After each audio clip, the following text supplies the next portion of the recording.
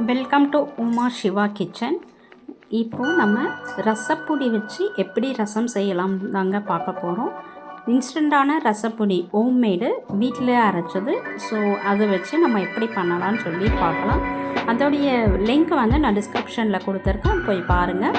இப்போ ஒரு கடாய் வச்சு ஒரு ஸ்பூன் எண்ணெய் ஊற்றிக்கோங்க. கடுகு உளுத்தம்பருப்பு போட்டு நல்லா கடுகு உளுத்தம்பருப்பு பொரியணும். இல்லைனாக்கா உங்களுக்கு ரசம் நல்லா இருக்காது. அட் த சேம் டைம் அது தீஞ்சிடுச்சுனாலும் ரசம் டேஸ்ட்டு போயிடும். ஸோ கரெக்டான பதத்தில் மிளகாய் போட்டுக்கோங்க. ஒரு 4 வர மிளகாய் காரத்துக்கு ஏற்ற மாதிரி போட்டுக்கோங்க. நிறைய பேர் மிக்சியில் அரைச்சி போடுவாங்க. ஸோ டிஃப்ரெண்ட் ஸ்டைலில் நம்ம பண்ணலாம் ரசம். ஸோ இது சிம்பிளான ரசம் தான் நான் செய்ய போகிறேன். பாருங்கள், நல்லா அந்த வரமிளகாய் நல்லா பொரியணும். பொரிஞ்சதும் நம்ம முன்னாடியே புளி ஊற வச்சுக்கோங்க. எவ்வளோ ரசம் வேணுமோ அதுக்கேற்ற மாதிரி புளி நீங்கள் ஊற வச்சுக்கோங்க. அப்புறமா அந்த புளி கரைச்சலை தான் நம்ம ஊற்றுறோம். ஸோ எவ்வளோ வேணுமோ நீங்கள் கரைச்சி ஊற்றிக்கலாம். இது நல்லா ஓவர் டைம் இந்த புளி துவர்ப்பு டேஸ்ட் இருக்கும்.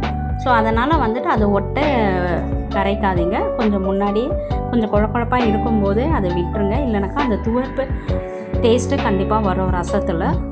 ஸோ இப்போ நம்ம புளி கரைச்சல் ஆட் பண்ணியாச்சு. அப்புறம் ஒரு 2 தக்காளி இல்லை 3 தக்காளி நம்ம ஆட் பண்ணிக்கலாம்.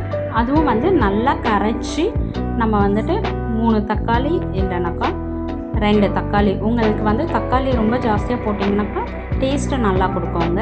ஸோ அதனால் நான் 2 தக்காளி போட்டிருக்கேன். ஸோ நல்லா கரைச்சி ஊற்றிக்கோங்க.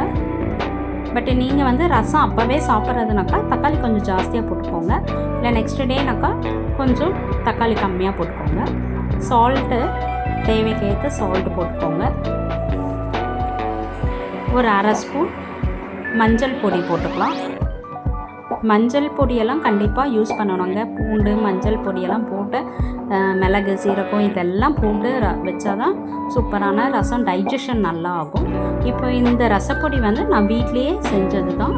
ஸோ அது 1 ஸ்பூன் போட்டாலே உங்களுக்கு நல்லா கரெக்டாக இருக்கும். இப்போ டெய்லி அரைச்சி ஆஃபீஸ் போகிறவங்களுக்கு டைம் இருக்காது. ஸோ அவங்கெல்லாம் இந்த மாதிரி அரைச்சி வச்சுட்டு யூஸ் பண்ணிக்கலாம். பூண்டு ஒரு 4-5 பல் பூண்டு நல்லா தட்டி போட்டுக்கோங்க. நல்லா இது ரொம்ப கொதிக்கக்கூடாது.